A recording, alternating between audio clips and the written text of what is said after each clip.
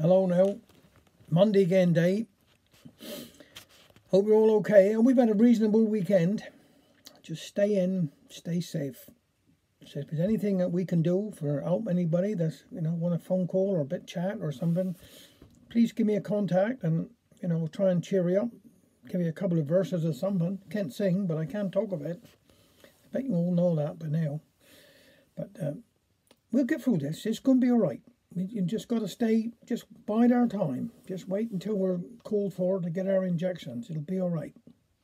So, I'm looking forward to a lovely spring as well. The bit will go out a bit more then. Feel a bit safer.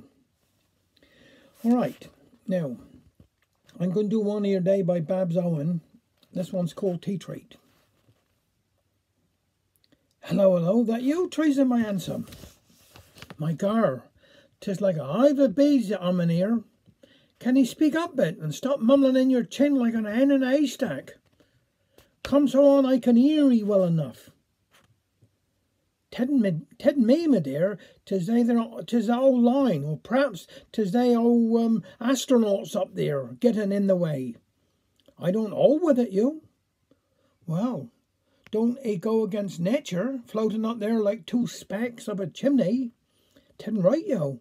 Is it? What's that you're going on about? Yes. 'Twas tea treat last week. Mine, tidn't like it used to be, yo. And my young day, we didn't have these here resistor radios and such like.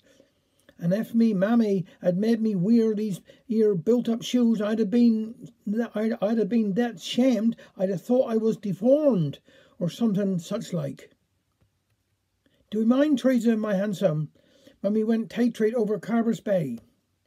We'd be watching the weather, and if it started flying away, there'd be tears for sure, and in the morning, my gar, me mammy had 12 of we to get ready for old Charlie's bus.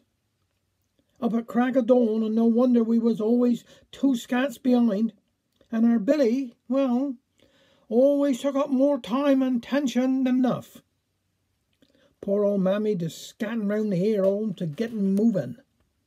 Oh, do you mind they saffron buns, Teresa? Running in fat they was, and full of currants, like a dog having with fleas. Handsome, yo. After the ride in the bus, we'd sat down on the benchy, and mammy took out the flask for a drop of skeet, and we dig into our sandwiches, and then 'twas off speaking with the lads. Laugh.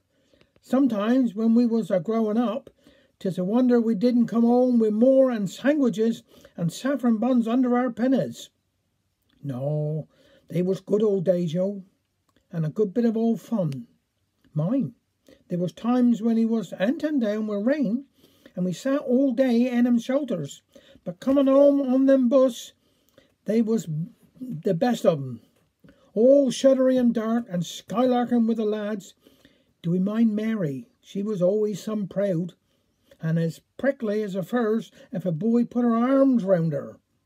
My lord, I tell 'ee, Teresa, I'm some glad nature made she the way she was, for if she'd been a bit more forthy, I'd a reckoned she'd a wed my old man at this minute, and I'd a been an old maid.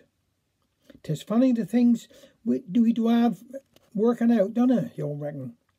I must go on. You'll be starving in a minute, and it's past the eating in yet. I do dearly love to hear all your bits of news. See you again. Now this is one here by David Prowse. Dolores from Gwithian Green. With Bill Clinton confessing his weakness, it's time for us all to come clean. So here's my confession of an ancient transgression with Dolores of Gwithian Green. I was young and incredibly handsome, well versed in romantic pursuits. My hair black and fleecy and almost as greasy as the shine on my hobnailed boots. We met by the dustbins one playtime when I tugged on her pigtails for fun. As she twisted and wriggled, then kicked me and giggled, I knew that the battle was won. Yet my heart had already been promised and accepted along with a mint by Alice Trevennan from somewhere near Sennan, whose father had pigs and a squint. But such was his fatal attraction, I betrayed my sweet Alice's trust.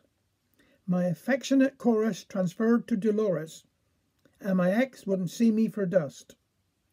But the depth of my shame that I've hidden must now be contritely confessed, and a torrid occasion when, upon my persuasion, Dolores once showed me her vest.